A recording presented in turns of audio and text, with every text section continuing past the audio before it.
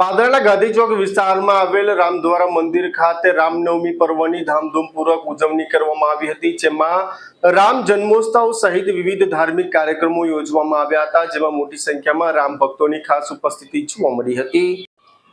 વિશ્વમાં આ વર્ષની રામનવમીનો અનેરો ઉત્સાહ છે। ઇતિહાસના 500 વર્ષ બાદ શ્રીરામ જન્મભૂમિ અયોધ્યા ધામ ખાતે રામલલ્લાના ભવ્ય મંદિરનું નિર્માણ થવા પામ્યું છે, જેના કારણે દેશભરમાં અનેક ઉત્સવો સાથે અનેરો આનંદ જોવા મળી રહ્યો છે। ત્યારે રામસ્નેહી સંપ્રદાયના પાદરા ખાતે આવેલ રામદ્વારા મંદિર ખાતે શ્રી રામ પ્રસાદ મહારાજના સાનિધ્યમાં શ્રી રામ જન્મોત્સવની ભવ્ય રીતે ઉજવણી કરવામાં આવી હતી। સવારથી જ વિવિધ ધાર્મિક કાર્યક્રમો સાથે મંદિર ખાતે ભક્તોની ભારે ભીડ જોવા મળી હતી। પાદરાના ગાંધી ચોક સ્થિત આવેલ રામદ્વારા મંદિર ખાતે વિવિધ ધાર્મિક કાર્યક્રમોની ઉજવણી સાથે શ્રી રામ પ્રસાદ મહારાજ દ્વારા પ્રાસંગિક ઉદ્બોધન સાથે દિવ્ય સત્સંગ યોજાયો હતો। ત્યારબાદ દિવ્ય મહાઆરતી મંદિર ખાતે યોજવામાં આવી હતી। આમ રામનવમી પર્વની પાવન પર્વ પર પાદરા રામદ્વારા મંદિર ખાતે ભવ્ય રીતે ઉજવણી કરવામાં આવી હતી, જેમાં ભક્તો મોટી સંખ્યામાં હાજર રહ્યા હતા।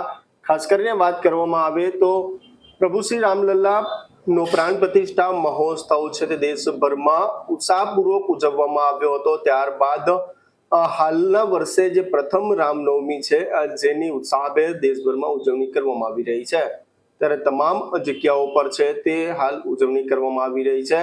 રામધૂન હોય કે અન્ય કાર્યક્રમો તમામ પ્રકારે છે તે યોજવામાં આવી રહ્યા છે। સાથે તે જ પ્રકારે પાદરાના મધ્યમાં આવેલ ગાંધી ચોક ખાતે પણ રામદ્વારા મંદિર ખાતે ભવ્ય કાર્યક્રમનું આયોજન કરવામાં આવ્યું હતું, જેમાં રામ જન્મોત્સવ સહિત વિવિધ કાર્યક્રમો યોજવામાં આવ્યા હતા। સાથે વાત કરીએ તો સૌ કોઈ વડીલો સહિત તમામ લોકો સાથે મહિલાઓ પણ ખાસ ઉપસ્થિત રહી હતી અને ભગવાન શ્રી રામના વધામણા કરવામાં આવ્યા હતા। આ જ પ્રકારે પાદરામાં પણ રામનવમી પર્વની ધામધૂમપૂર્વક ઉજવણી કરવામાં આવી હતી।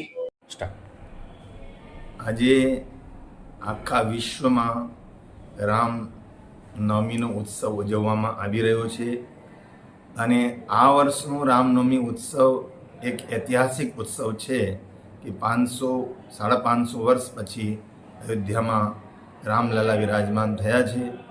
તો એ રામસ્નેહી સંપ્રદાય જેમાં શબ્દ બ્રહ્મ રામની ઉપાસના અને એ રામનવમીના પાવન ઉત્સવ પર આ અમારો રામસ્નેહી સંપ્રદાય રામદ્વારા પાદરામાં પણ બહુ ધૂમધામથી રામ જન્મ ઉત્સવ ઉજવવામાં આવી રહ્યો છે।